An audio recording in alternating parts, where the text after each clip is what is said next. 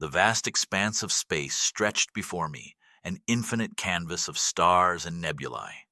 As I guided our nimble scout ship, the Zephyr's Whisper, through the void, my heart raced with a mix of anticipation and dread. Our mission was clear: find the legendary Firstborn, the ancient progenitors said to possess unimaginable power. They were our last hope. I am Lyra Starfarer, seeker of Clan Voidwing. For generations, my people, the avian Ari, have scoured the galaxy for any trace of the Firstborn. Our ancestral archives spoke of a time when the Firstborn uplifted our civilization, granting us the gift of interstellar travel and advanced technology. But they also warned of a great cataclysm that would one day threaten to consume the cosmos.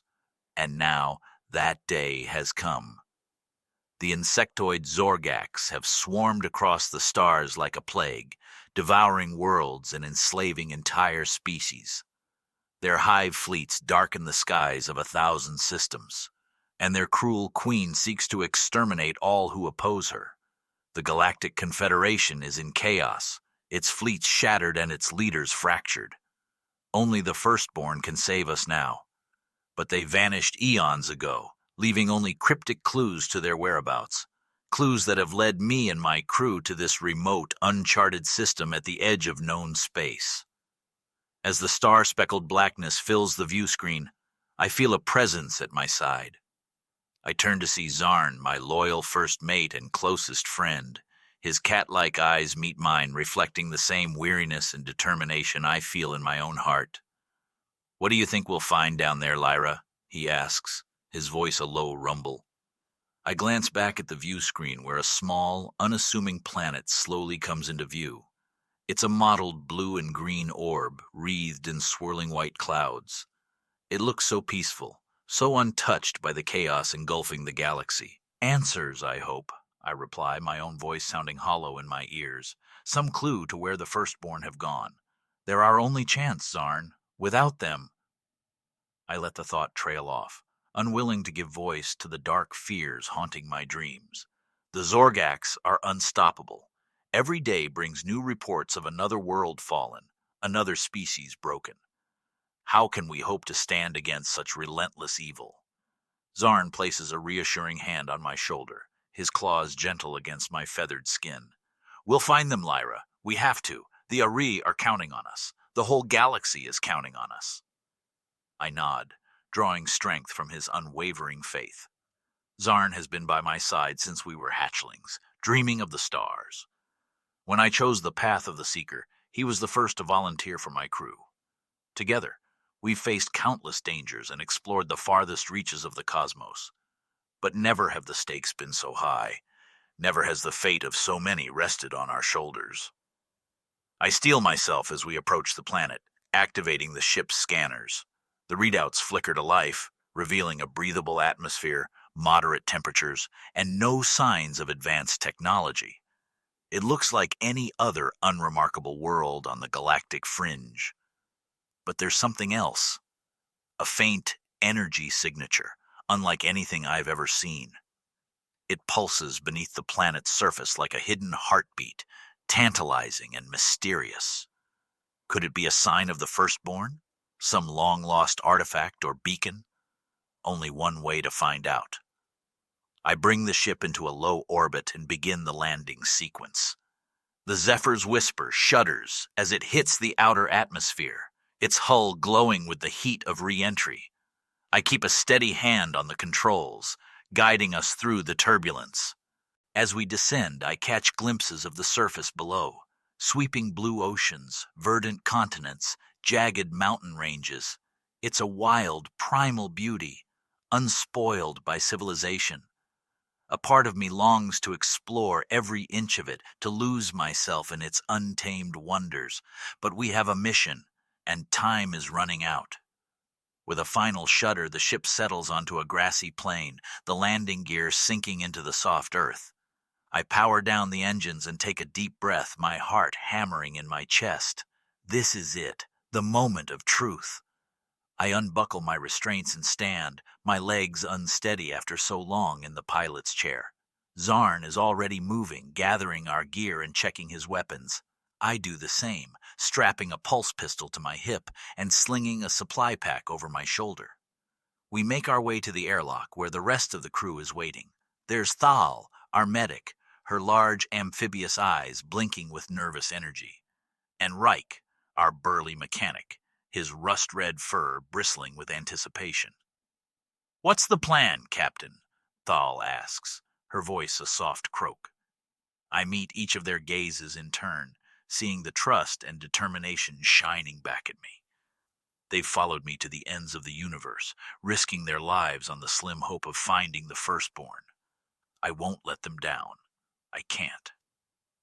"We follow the energy signature," I say, my voice steady and clear. "It's our best lead. If there are answers to be found here, that's where they'll be." Reich grunts in acknowledgement, hefting his plasma rifle. "Lead the way, Cap. We're right behind you." I nod, feeling a surge of affection for my loyal crew. They're more than just my subordinates. They're my family, the only family I have left, after the Zorgax destroyed our homeworld.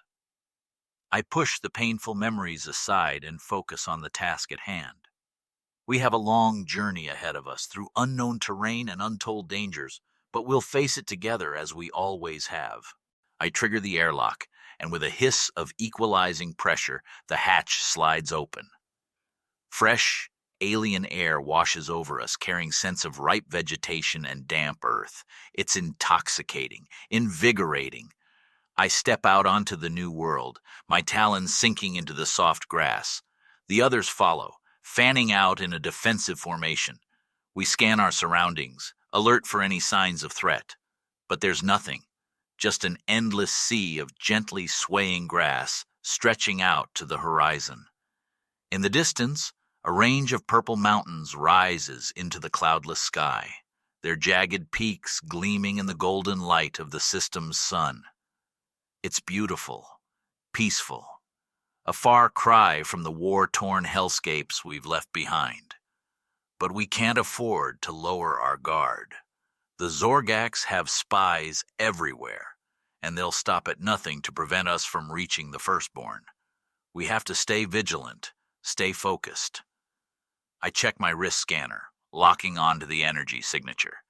It pulses stronger now, a steady rhythm guiding us onward.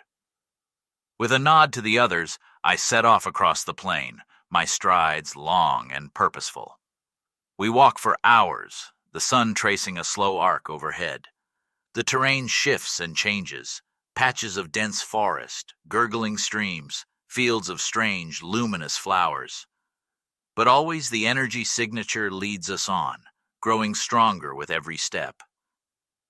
As the sun begins to set, painting the sky in shades of fire, we crest a low hill and freeze in our tracks. There, nestled in the valley below, is a sight that steals the breath from my lungs. It's a city, or the ruins of one at least. Towering spires of gleaming metal rise from the earth, their surfaces etched with intricate alien designs. Sprawling plazas and boulevards wind between them, paved with a smooth, glass-like substance that glints in the fading light. And everywhere, the energy signature thrums like a living thing, pulsing in time with my own heartbeat. "Ancestors above," Zarn whispers, his eyes wide with wonder. "Is this a city of the firstborn?" I breathe, hardly daring to believe it. It must be. Look at the architecture, the technology. It's like nothing I've ever seen. Reich lets out a low whistle. "Damn, and here I thought they were just a myth."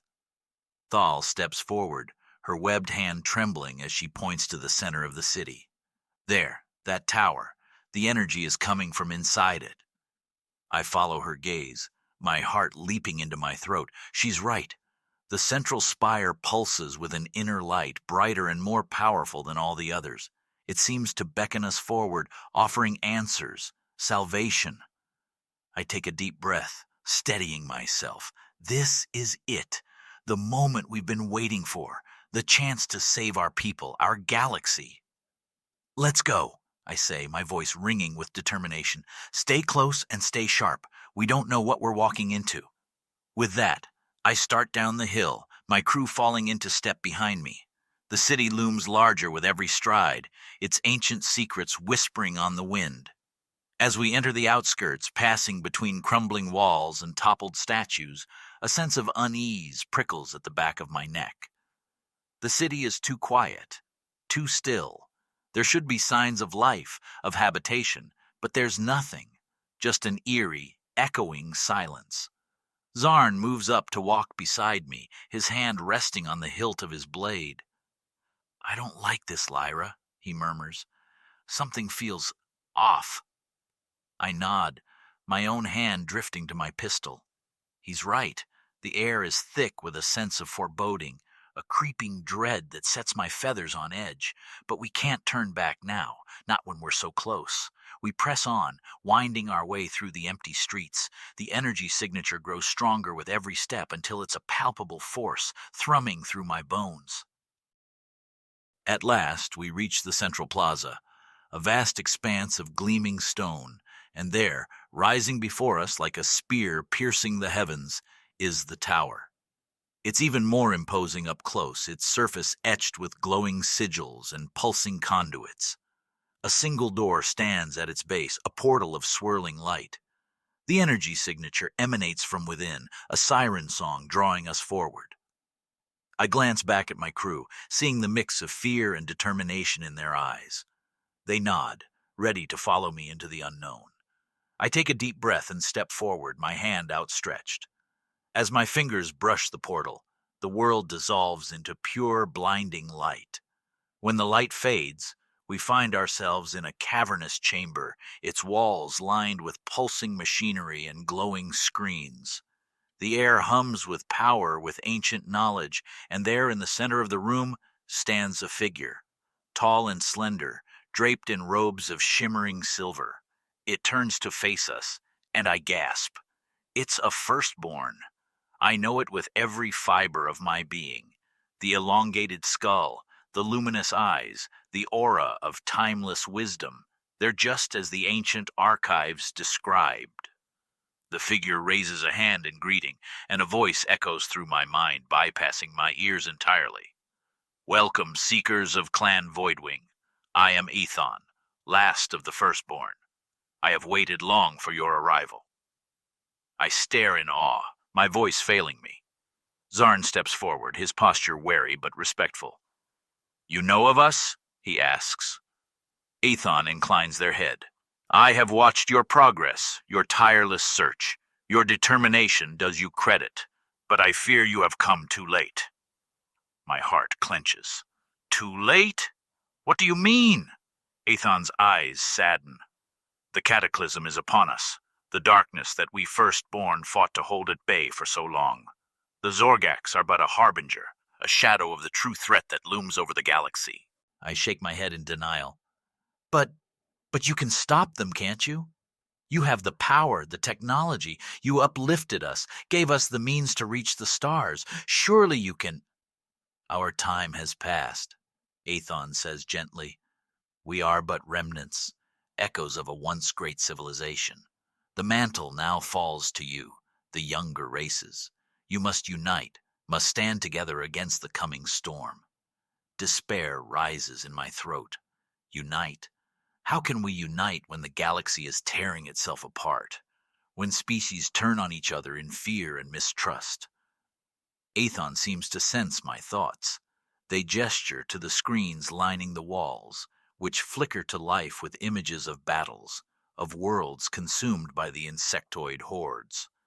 The Zorgax are formidable, yes, but they are not invincible. Look closely, Seeker. See the pattern in their attacks, the weaknesses in their strategy. I force myself to focus, to study the images through the haze of my fear, and slowly, understanding dawns. The Zorgax are powerful, but they are predictable. They rely on overwhelming numbers, on the sheer terror they inspire, but they are not invulnerable. Aethon nods, sensing my realization. You begin to see. The key to victory lies not in might, but in unity, in courage, in hope. The Ari have long been a beacon of these qualities. It is time for you to light the way once more. They wave a hand, and a small device rises from a pedestal, floating toward me.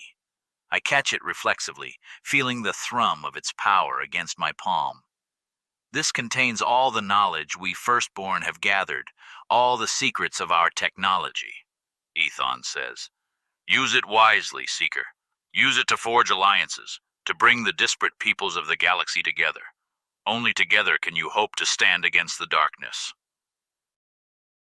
I clutch the device to my chest, feeling the weight of responsibility settling on my shoulders. It's a daunting task, an impossible dream. But looking into Ethon's eyes, seeing the flicker of hope amidst the sorrow, I feel a newfound resolve taking root in my heart. I will, I vow. I'll do whatever it takes for my people, for all people. Ethon smiles then, a soft, sad smile. I know you will, Lyra Starfarer, your spirit shines bright. Now go, return to the stars, spread the message of unity, and know that though the road ahead is dark, you do not walk it alone. With that, the chamber begins to fade, the ancient machinery powering down. Ethon's form grows translucent, insubstantial, but their voice echoes in my mind one last time. Remember, Seeker, in unity there is strength, in courage there is hope. The fate of the galaxy rests in your talons. Fly true, and may the stars guide your path. As the last whisper fades, we find ourselves back in the ruined city, the tower dark and silent. The sun has set, and a field of unfamiliar stars glitters overhead. I look down at the device in my hand, feeling the thrum of its power, the promise of its knowledge. And I know, with a certainty that rings through my very soul, that our true journey is just beginning. I turn to my crew, seeing the awe and determination in their faces. They've heard every word, felt every revelation, and I know they'll follow me to the ends of the universe, to whatever fate awaits us. Let's go, I say, my voice strong and clear. We have a galaxy to save. Together, we stride back to the Zephyr's whisper, our steps light with newfound purpose. As the ship lifts off, I take one last look at the planet below, at the ruins that hold the secrets of the firstborn.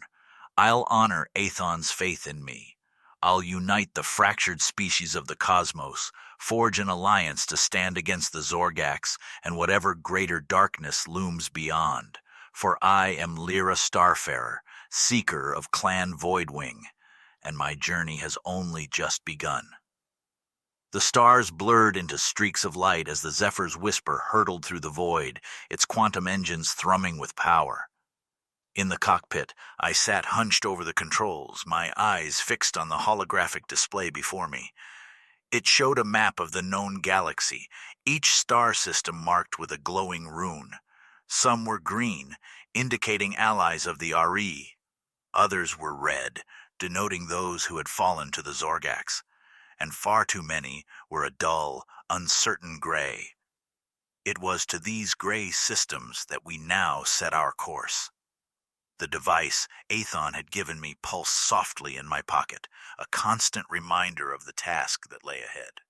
To forge an alliance against the darkness, we would need to win over the undecided, the fearful, the isolated. It wouldn't be easy.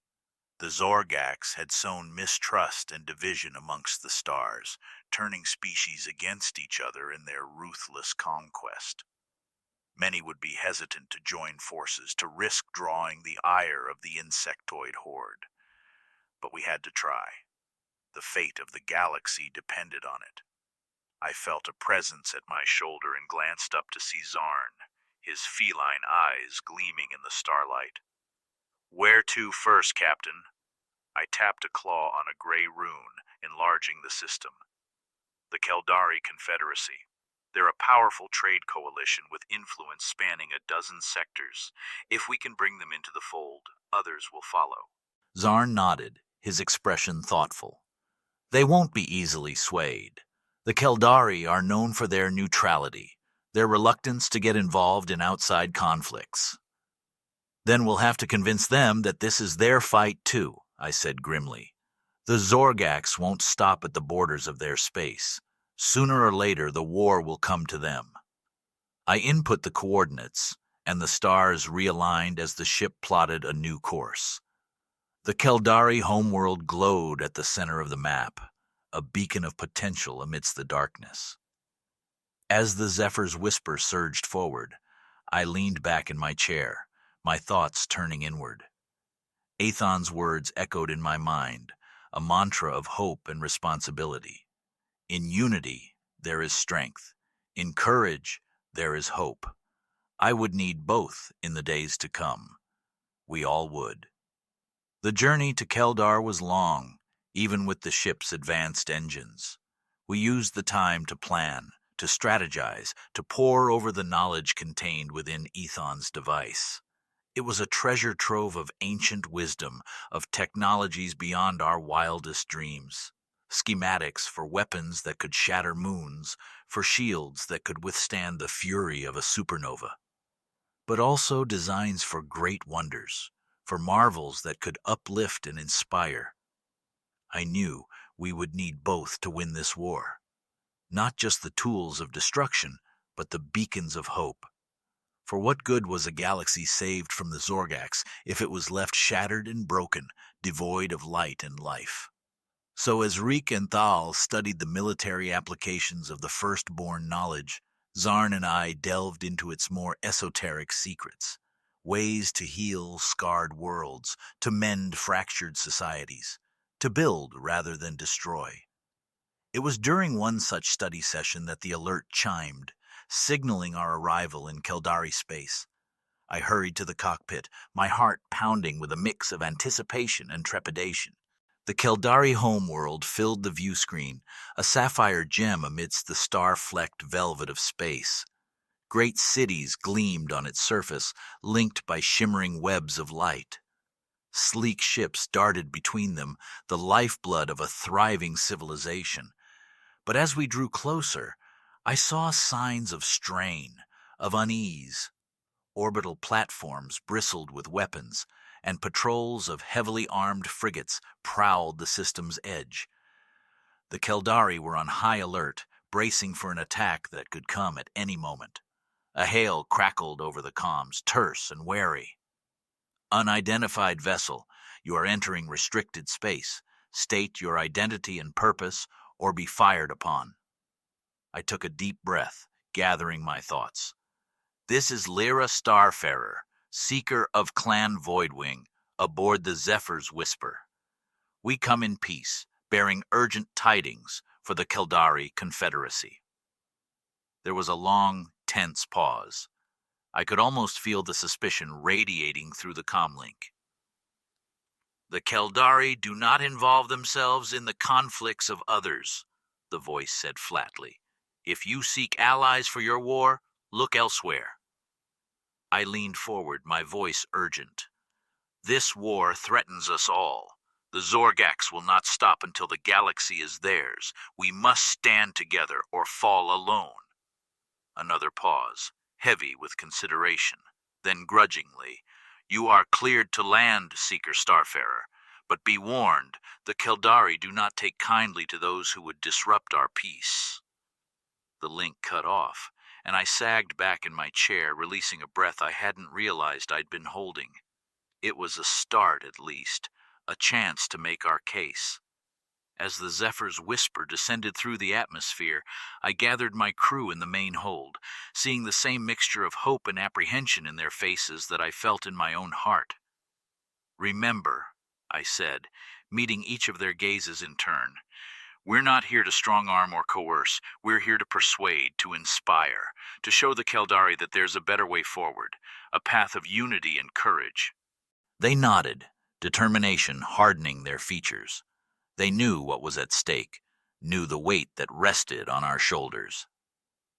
The ship touched down on a landing pad high atop a soaring tower, and we disembarked into the crisp, citrus-scented air of Keldar. A delegation of Keldari officials awaited us, their angular features stern and unreadable.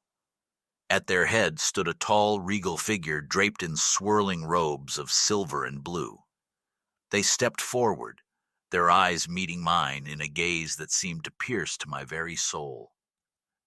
"I am Voltaire, Prime Minister of the Keldari Confederacy," they said, their voice a melodious lilt. "You have come far and risked much to seek an audience with us, Seeker Starfarer. I trust your reasons are compelling." I inclined my head, respect and urgency mingling in my voice. "Prime Minister Voltaire, I come bearing a plea and a warning.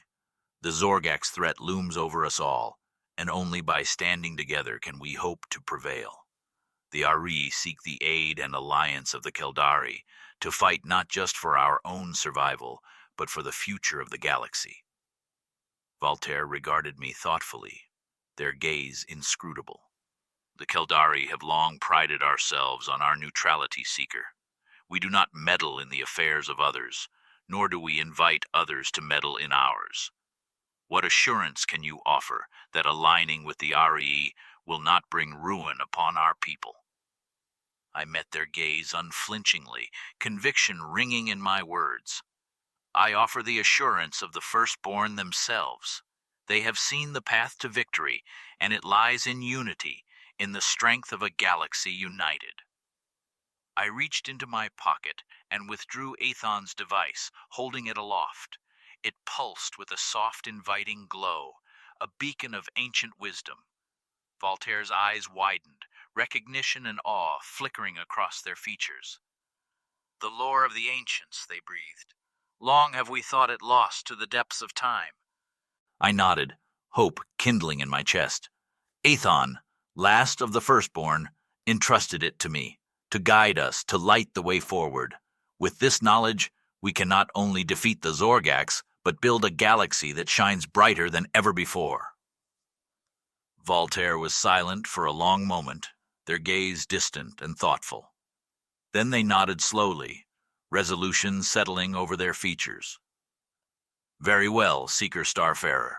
The Keldari will hear your case in full. Come, let us convene the Council of Minds. If your words ring true, then perhaps it is time for the Keldari to embrace a new path." As we followed Voltaire into the gleaming citadel of the Keldari government, I felt a flicker of hope blossoming into a steady flame.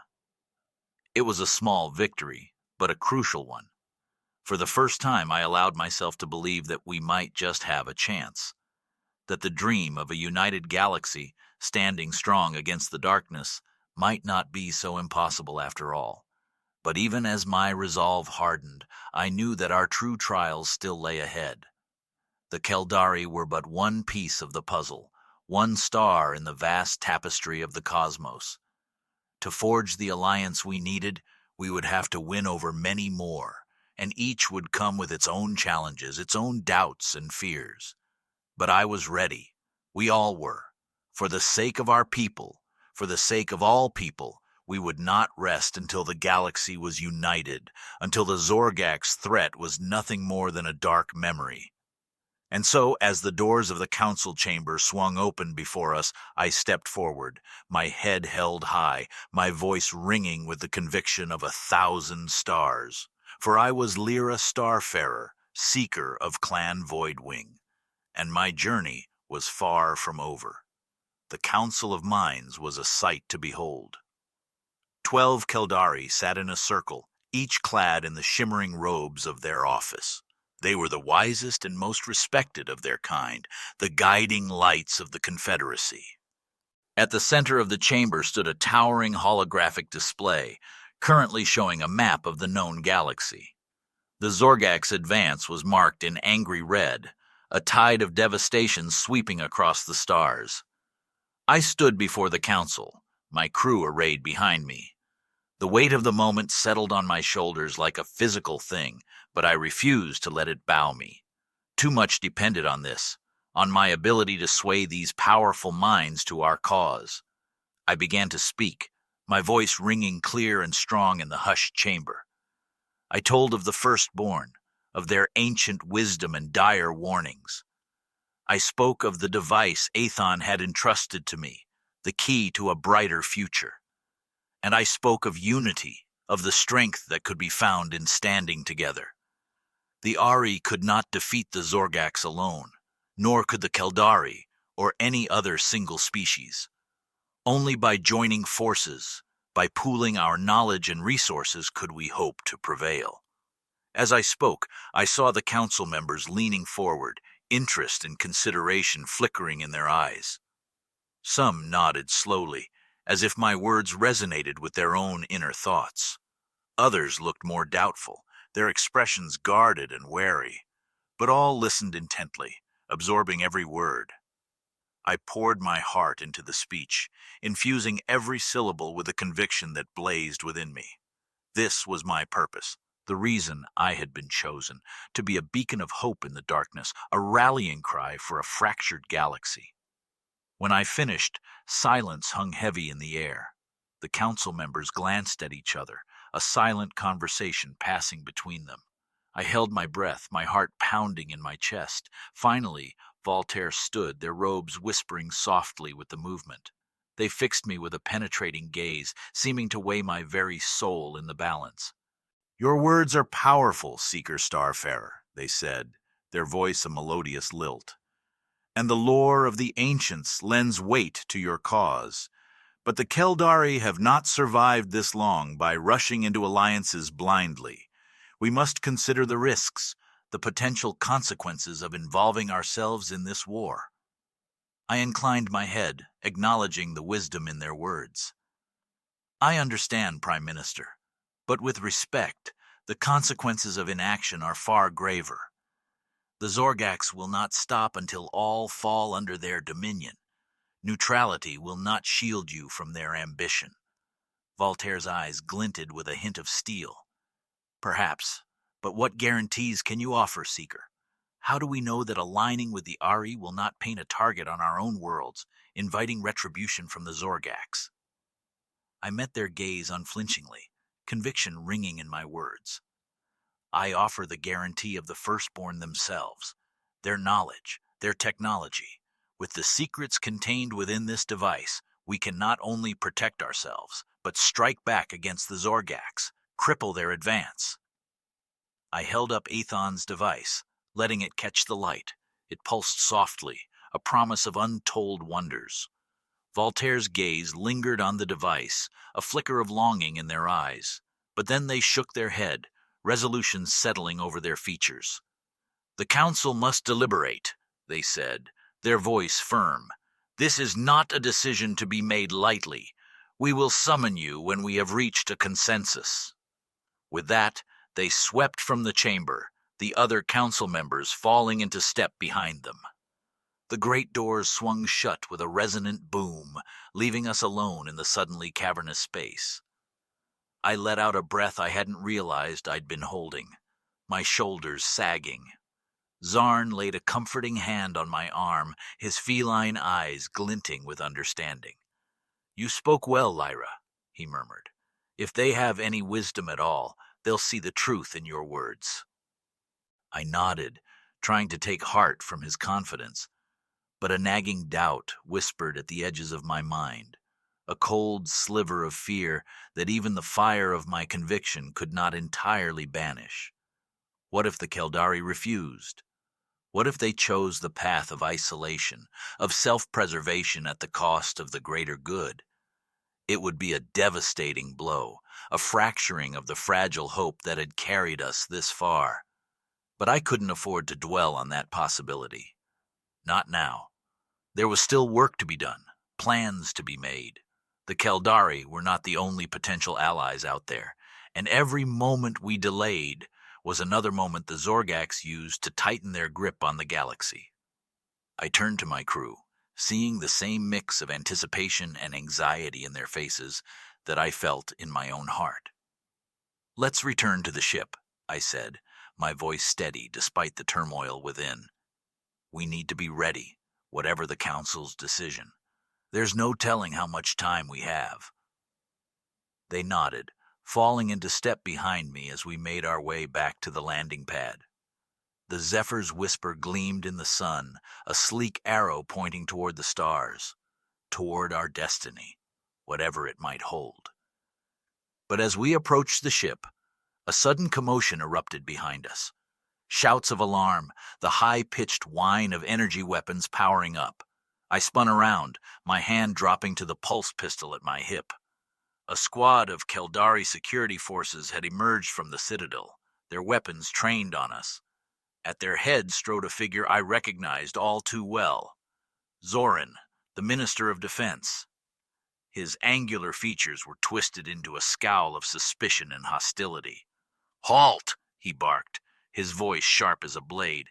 "You are under arrest, Seeker Starfarer, for conspiracy and sedition against the Keldari Confederacy." I stared at him in shock, my mind reeling. "What? On what grounds?"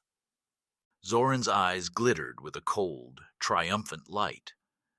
"We have received intelligence that you are not what you claim to be, that your true purpose here is to undermine our sovereignty, to manipulate us into a war that is not our own." I shook my head, anger and disbelief warring within me. "That's absurd.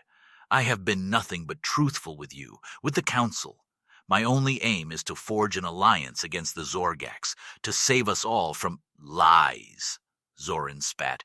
"The ravings of a deluded fanatic, or worse, a Zorgax agent in disguise. Did you think we would not see through your deception?" He gestured sharply to his men. "Seize them and secure that device. It will be analyzed and dealt with accordingly." The guards advanced, their weapons humming with deadly intent. I heard Reich snarl behind me, saw Thal's webbed hand twitch toward her own sidearm, but I knew that resistance would only confirm Zoran's accusations, would shatter any hope of winning the Keldari's trust. I held up my hands, forcing my voice to remain calm and steady. "We will come peacefully, Minister Zoran, but I implore you, do not let fear and paranoia cloud your judgment. The Zorgax are the true enemy here, not us." Zoran's lip curled in a sneer. "We shall see, Seeker. We shall see." As the guards closed in around us, their weapons trained on our vital points, I felt a cold knot of dread settle in my stomach. This was not how it was supposed to go. The Keldari were meant to be our allies, our beacon of hope in the gathering darkness. But now, as we were marched back into the citadel under armed guard, I couldn't shake the feeling that we had stumbled into something far more sinister. A web of lies and treachery that threatened to unravel everything we had worked for. And at the center of it all, the nagging question that echoed in my mind like a tolling bell: who had betrayed us, and why? I didn't know the answers. But as the doors of the detention block slammed shut behind us, one thing was crystal clear. Our mission had just become a whole lot more complicated, and the stakes had never been higher. The cell was cold and stark, a far cry from the gleaming opulence of the Keldari citadel. I paced its confines like a caged beast, my mind racing with questions and doubts. How had it come to this? We had come to Keldar in good faith, seeking allies in the fight against the Zorgax. But instead, we found ourselves accused of treachery, our motives questioned, our freedom stripped away. It didn't make sense. Someone had poisoned the Keldari against us, fed them lies and misinformation. But who? And to what end? My crew sat huddled together in the corner, their faces drawn and worried. Zarn met my gaze, his feline eyes glinting in the dim light. "What do we do now, Lyra?" he asked, his voice low and urgent. "We can't just sit here and wait for them to decide our fate." I shook my head, frustration boiling within me. "I don't know. Zoran seems convinced that we're some kind of Zorgax spies. How do we prove our innocence when he's already made up his mind?" Reich growled, his rust-red fur bristling. "We could fight our way out, catch them by surprise, make a run for the ship." "And confirm their worst suspicions about us?" Thal countered, her amphibious features creased with worry. "No, that would only make things worse." I held up a hand, silencing their debate. "We need to think this through. There has to be a reason for Zoran's hostility, some angle we're not seeing. I began to pace again, my mind whirling with possibilities. Zoran had accused us of trying to manipulate the Keldari, to draw them into a war that wasn't their own. But that was precisely what we were trying to prevent. A war that would consume the entire galaxy, leaving no one untouched. Unless... A cold realization dawned, a puzzle piece clicking into place. I spun to face my crew, my eyes wide with sudden understanding. "What if Zoran is the one being manipulated?" I said, my voice tight with urgency. "What if he's not acting out of paranoia, but out of knowledge? Knowledge that he shouldn't have?" Zarn frowned, his whiskers twitching. "What do you mean?" "Think about it," I pressed. "How did Zoran know about our mission, about the device? We only just arrived, and we've spoken to no one but the Council. And yet, he had intelligence about our supposed treachery." Thal's eyes widened, realization dawning. "You think he's in league with the Zorgax?" I nodded grimly. "It's the only thing that makes sense. They must have gotten to him somehow, convinced him that we're a threat, that by arresting us, he's protecting the Keldari." Reek snarled, his claws flexing. "So while we rot in here, the bugs are free to continue their conquest unopposed." "We have to get out of here," I said, my mind racing ahead. "We have to find proof of Zoran's treachery, expose him before it's too late." But even as the words left my mouth, I knew it wouldn't be that simple. Zoran was a powerful figure, a trusted member of the Keldari government, and we were outsiders, strangers with no standing, no credibility. We needed an ally, someone on the inside who could vouch for us, who could help us unravel this web of deceit. But who? The Council was sequestered, deliberating our fate, and any attempt to reach out to them would only be seen as further evidence of our guilt. I was still grappling with the problem when the cell door suddenly hissed open. We leapt to our feet, instantly on guard. But it was not Zoran or his guards who stood in the doorway. It was Voltaire, the Prime Minister, their silver robes shimmering in the dim light. "Come with me," they said, their voice low and urgent. "Quickly, before they realize I'm here." We exchanged glances, confusion and hope warring on our faces. But there was no time for questions.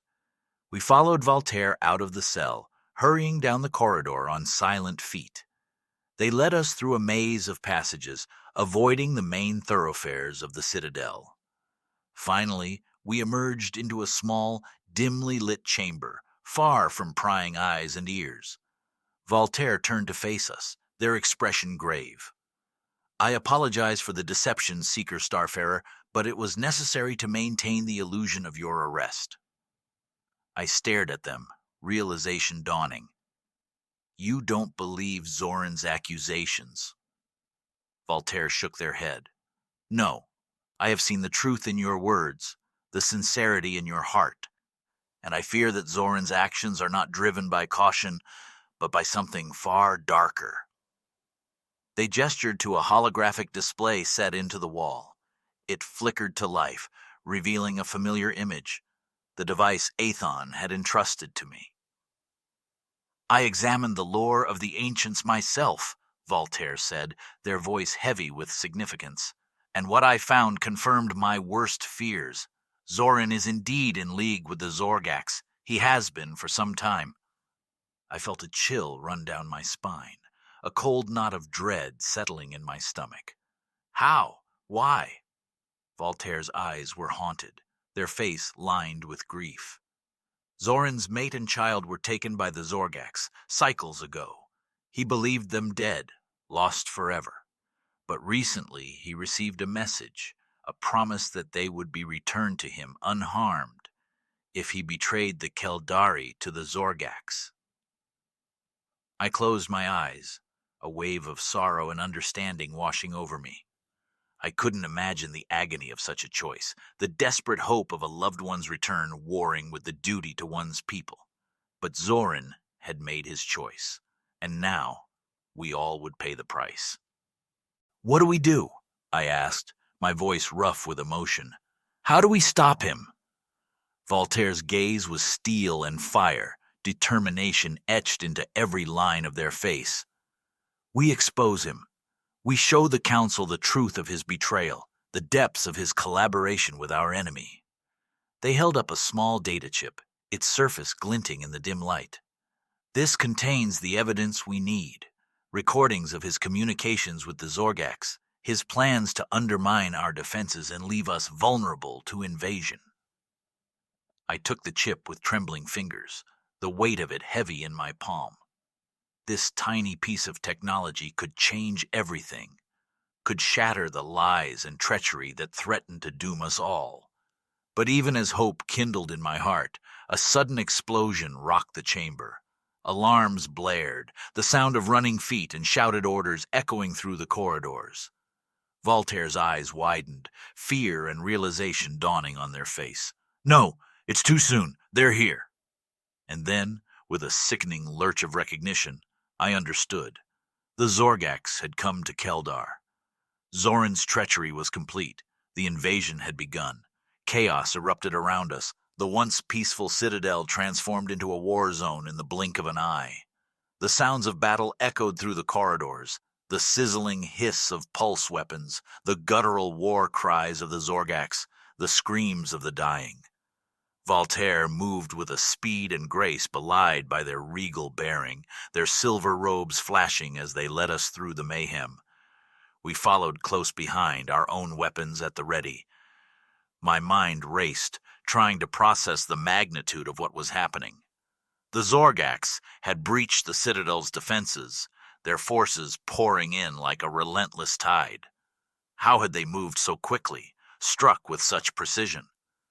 The answer was a bitter poison on my tongue. Zoran. He had given them everything they needed: access codes, security protocols, the very lifeblood of the Keldari's defenses. And now, his betrayal had come to fruition in the most devastating way possible. We had to stop him, had to find a way to turn the tide, to rally the Keldari before it was too late. But first, we had to survive. A group of Zorgax warriors rounded the corner ahead of us, their insectoid faces contorted with bloodlust. They opened fire, a barrage of plasma bolts sizzling through the air. We dove for cover, returning fire with desperate intensity. I saw Reich take a glancing hit, his rust-red fur singed and smoking, but he fought on, his plasma rifle spitting death into the Zorgax ranks. Thal was a blur of motion, her amphibious agility serving her well as she darted from cover to cover, picking off the enemy with precise shots from her pulse pistols. And Zarn, my faithful friend, was a whirlwind of claws and fury, his vibroblade humming as it cleaved through chitin and bone. But for every Zorgax that fell, two more seemed to take their place, an endless swarm pouring through the breach. We were being pushed back, our options dwindling with every passing moment. Voltaire knew it too. I could see it in the grim set of their jaw, the steel in their eyes. They turned to me, their voice urgent over the din of battle. "We must reach the council chamber," they shouted, ducking as a plasma bolt sizzled overhead. "If we can show them the evidence of Zoran's treachery, rally them to our cause, we may yet stand a chance." I nodded, a grim determination settling over me. It was a desperate plan, a gamble against impossible odds. But it was the only one we had. "Lead the way," I yelled, my pulse pistol blazing as I laid down a covering fire. "We'll be right behind you." Voltaire plunged into the fray, their robes whipping around them as they carved a path through the chaos. We followed, our weapons singing a chorus of defiance. Every step was a battle, every corridor a gauntlet of fire and death. The Zorgax were everywhere, their numbers seemingly inexhaustible, but we fought on, driven by desperation and the knowledge that failure was not an option. At last, we reached the council chamber, its great doors looming before us like a final bastion. Voltaire placed their hand on the biometric scanner, their features taut with urgency. But instead of the doors swinging open, a harsh buzz of rejection sounded. Voltaire's eyes widened, disbelief and horror etched onto their face. No, they whispered. The codes have been changed. Zoran must have. A sudden blast cut off their words, sending us flying backwards. I hit the ground hard, the breath driven from my lungs. Through the ringing in my ears, I heard the triumphant chittering of Zorgak's warriors, the thud of armored feet on the stone floor. I struggled to my feet, my vision swimming, and there, striding through the smoke and rubble, was Zoran himself. His face was a mask of cold triumph, his eyes glittering with a mad fervor. At his side stood a towering Zorgak's warrior, its chitin armor gleaming with a sickly sheen. And clutched in its clawed grasp, struggling and terrified, were two Keldari, a female and a child, Zoran's mate and child, the ones he had betrayed everything to save. "You see, Seeker," Zoran spat, his voice dripping with venom. "I have won. The Zorgaks have honored our bargain, returned what is mine, and in exchange, the Keldari will fall, and the galaxy will follow." I shook my head, horror and rage boiling within me. "You fool," I snarled. "Do you really think they'll let you live, let you keep your family? You're nothing but a pawn to them, a means to an end." Zoran's eyes flashed with a madness born of desperation and shattered hope. "Lies," he hissed. "The Zorgaks are the future, and I will rule at their side, my family restored, while you will be nothing but a footnote, a forgotten relic of a doomed resistance." He raised his hand, a signal to the warriors at his back. "Kill them." The Zorgaks surged forward, a chitinous tide of death. We met them with a fury born of despair, our weapons blazing, our hearts pounding with the knowledge that this was our last stand. But even as we fought, I saw the truth in Zoran's eyes, the realization dawning on his face. The Zorgak's warrior at his side turned, its mandibles clicking with a cold, cruel laughter. And then, with a movement too swift to follow, it struck. Zoran's mate and child crumpled, their lives snuffed out in an instant of brutal savagery. Zoran screamed, a sound of pure anguish and shattered betrayal. He lunged at the warrior, his face contorted with a grief and rage beyond words. But the Zorgaks was too quick, too strong. It caught Zoran with a casual swipe of its claws, sending him flying like a rag doll. He hit the wall with a sickening crunch, his body broken, his eyes staring sightlessly at the carnage he had wrought. In that moment I felt a strange, twisted pang of pity for him. He had been a fool, a traitor, but also a victim, a pawn in a game far beyond his understanding, and now he had paid the ultimate price for his folly. But there was no time for sorrow, no room for mercy. The Zorgaks closed in, their claws dripping with the blood of the fallen. Voltaire lay unmoving, their silver robes stained crimson. Reichenthal fought back to back, an island of defiance in a sea of enemies. And Zarn, my faithful friend, my brother in all but blood, fell to his knees, a plasma bolt burning through his chest. His eyes met mine, a final flicker of love and regret passing between us. Then he was gone, and I was alone, facing the onslaught with nothing but my rage and my grief to sustain me.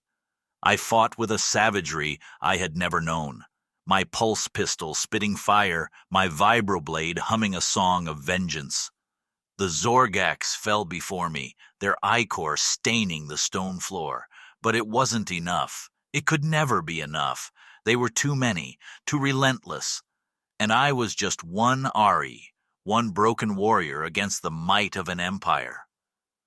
As the darkness closed in, as the chittering laughter of the Zorgaks filled my ears, I closed my eyes, a final prayer on my lips, a prayer for my crew, for the Keldari, for the galaxy we had failed to save.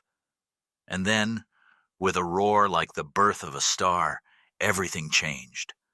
A blinding light filled the chamber, a radiance so pure and powerful that it seared the very air.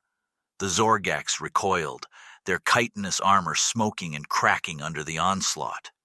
I looked up, my eyes widening in disbelief, For there, standing in the shattered doorway of the council chamber, was a figure out of legend, tall and slender, draped in robes of shimmering light, eyes that held the wisdom of the ages, the power of suns unending, Ethon, the last of the firstborn, and at their side, glowing with the same unearthly radiance, the device they had entrusted to me, the key to our salvation. "Rise, Lyra Starfarer," Ethon said, their voice a symphony of hope and resolve. "Your journey is not yet over. The galaxy still needs its champion." And with those words, the tide of battle turned, the impossible becoming possible once more. For in that moment, I understood. The fight was not over. It had only just begun. The Zorgax fell back before Ethon's radiance, their erstwhile confidence shattered by the sudden reversal. The firstborn stood tall amidst the carnage, a beacon of hope in the darkness. And I fought with a strength I had never known, a purpose that burned brighter than any star. For I understood now the true nature of my quest, the real reason Ethon had chosen me. It wasn't about finding the firstborn, or even about defeating the Zorgax. It was about inspiring the galaxy, about rekindling the flame of hope in the hearts of the oppressed. It was about showing that even in the darkest of times, even against the most impossible of odds, we could still stand, we could still fight, we could still win, and win we did.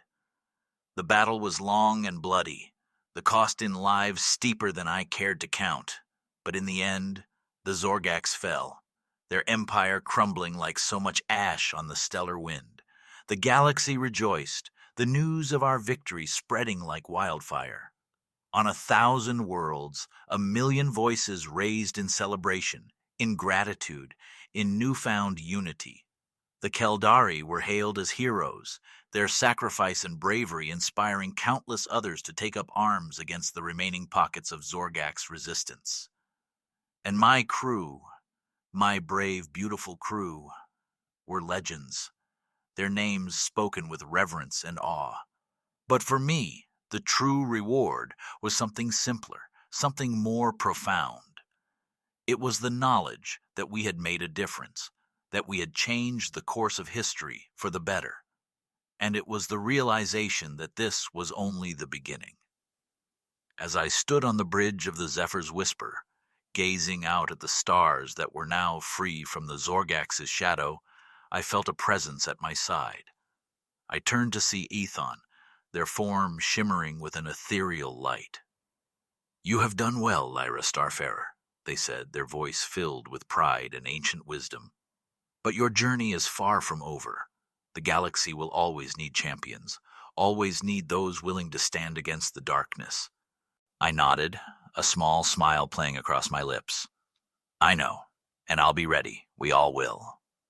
Ethon returned my smile, their eyes twinkling with a cosmic mirth. "Of that, I have no doubt. But for now, rest, celebrate, enjoy the peace you have so hard won. For tomorrow—" They trailed off, their form beginning to fade, but their final words echoed in my mind, a promise and a challenge all in one.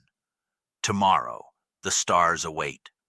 And with that, they were gone, leaving me alone on the bridge, my heart full to bursting with the magnitude of all we had accomplished, and all that was yet to come.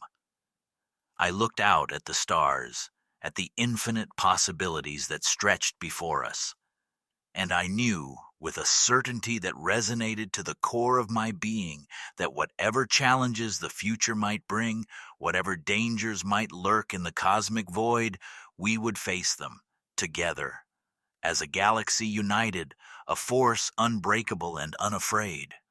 For we were the champions of the stars, the guardians of the light. And our legend was only just beginning. With a smile on my lips and fire in my heart, I set a course for the unknown, ready to embrace whatever wonders and terrors the universe had in store. For I was Lyra Starfarer, seeker of Clan Voidwing, savior of the galaxy. And my journey would echo in eternity, a shining beacon of hope and courage forevermore. And so, my friends, the tale of Lyra Starfarer and her valiant crew comes to a close. But, as Athon said, this is only the beginning. The galaxy is vast, filled with wonders and horrors beyond our wildest dreams, and there will always be a need for those brave enough to stand against the darkness, to fight for the light of hope and freedom. As we reflect on Lyra's journey, let us ask ourselves, what would we have done in her place? Would we have had the courage to take up the mantle of champion, to risk everything for the sake of others? Would we have been able to overcome our own doubts and fears, to unite those divided by mistrust and prejudice? These are questions worth pondering, for they speak to the very heart of what it means to be a hero. Not just in the grand cosmic sense, but in the everyday struggles we all face. For in our own ways, we are all seekers, all navigating the uncharted stars of our lives. So let Lyra's story be a reminder, a clarion call to the best within us. Let it inspire us to stand tall in the face of adversity, to fight for what we believe in, and to never, ever give up on the power of hope. And if this tale has stirred something within you, if it has ignited the fires of your imagination and your passion, then I invite you to join us on this grand adventure. Subscribe to Sci-Fi Stories Beyond, and together we will explore the limitless realms of science fiction. Comment napalm if you made it to the end.